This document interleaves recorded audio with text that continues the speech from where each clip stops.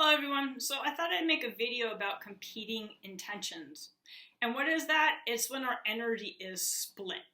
One part of us wants one thing and one part of us wants something else, but usually this something else is subconscious. It's not what we're aware of. But every time we move forward, we put the brakes on, or we sabotage, or something happens and we give up, or we don't feel good enough, or whatever. That part of us that's putting the brakes on is in our unconscious. So it's important to get them kind of singing, happy together so we can move more easily towards what we say we consciously want. Because what happens is, everything we've ever experienced, seen, tasted, thought, and had along the way is stored in our subconscious. And if we ever had an event where it was super intense, like a traumatic event or a divorce or separation or something that brought a lot of pain, that goes into no way again file. So we have all these different files in our subconscious, and those files, anytime an experience comes up, we're already going, am I safe, am I not safe, am I safe? And it doesn't even matter if we've had trauma or whatever. Our bodies just do that, and it bases it on past experiences. And that's why it's important to do the healing, but sometimes we're not even aware of what needs healing, or what needs our attention, or what needs, loving, or whatever, because we pushed it down, we didn't deal with it at the time, which, probably because we didn't have the tools or the capability or the resources to deal with it at the time. So we pushed it aside, and nothing ever goes away.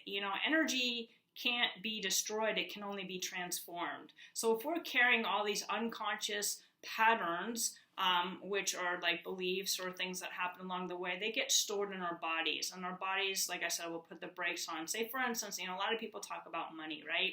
And we think, oh, well, it comes from not feeling good enough, not worthy, blah, blah, blah. Yeah, that may be. But if we've had a specific incident that made us believe somehow, in some way, that it wasn't okay to receive money, that incident needs some loving. That incident needs to be removed from our bodies or transformed so that energy can flow more freely. Now, sometimes there's a misunderstanding around money too, because money has all kinds of different associations. So money could represent love, money could represent needs, money can represent connection, money can represent whatever, And if we were younger and, if we were scolded for asking for too much, or, our needs weren't met, we might have bought into misunderstanding that it's not okay to receive.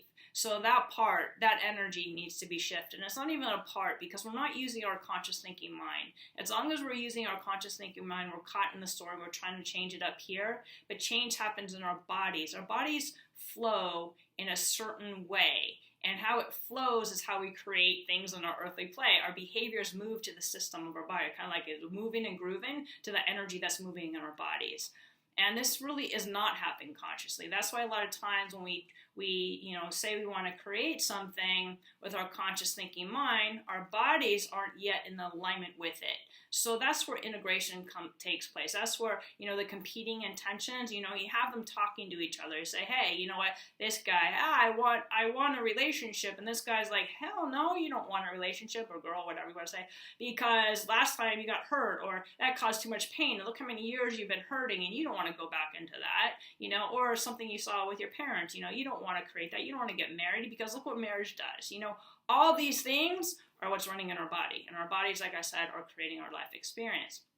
So what we want to do is we want to get them on the same team.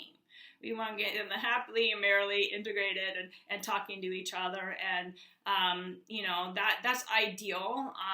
But a lot of times, like I said, we don't know consciously. If you think you know consciously, it's probably not it. Because our protector guy, I talked about last minute, our protector guy comes in, which is our conscious thinking mind. Our protector guy will make up a story about what things mean, but what things mean comes from our emotional body. We need to feel what we're feeling in order to allow a healing. We need to feel what our feeling, because our feeling will take us back to that first incident. Our conscious thinking minds won't. Like I said, there's a protector there. So we want to, of course, use our conscious thinking, but move into the energy. So use thought. Well, what am I believing is true? Feel into that in your body. Where do I feel in my body? Go back to the first time you experienced it, or the most recent time. It'll take you back in layers. Most recent time, is probably just what is it called?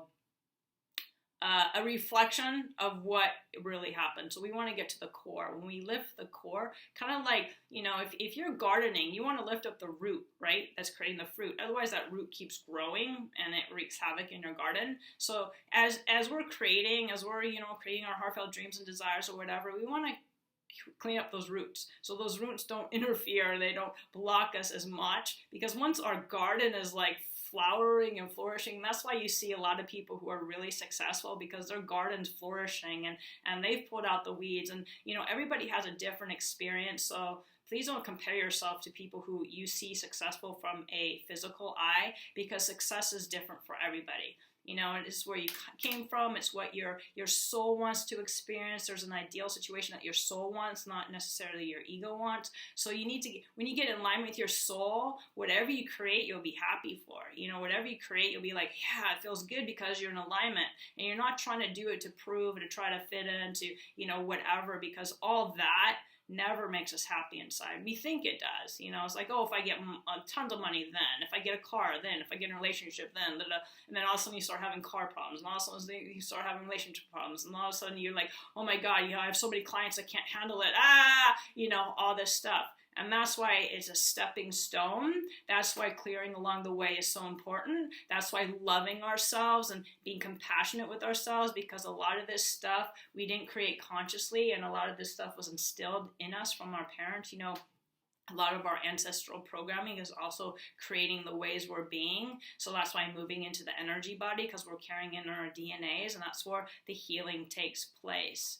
So I hope this information encourage you in one way or another to be gentle with yourself, and to take time to really be with that part of you, both parts of you, the happy-go-lucky, like, yeah, I want to do this part of you, but I also encourage you with this part to check into your heart. Like, move this into your heart. Is this really in my highest good? Is this really what my soul wants to experience? Is this really what I want to do? So even the idea of, creating like material things, what is the feeling you want because of these material things? What is the spiritual quality? Who are you becoming because of these material things? That's where you want to get into.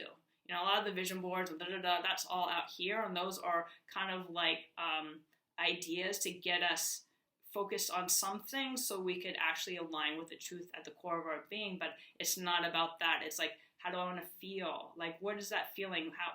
How is this going to benefit me and my soul's growth and evolution? How is it going to help me get to know more of who I am? Not because of this, but what I get to learn along the way. So I hope this video inspired you in 1, 2, 3, 4, 5, 10 ways or another. Feel free to reach out for support in integrating those two parts of you so you can really move forward more easily and naturally in Earth School. I know you can do this if you choose. I believe in you and I love you.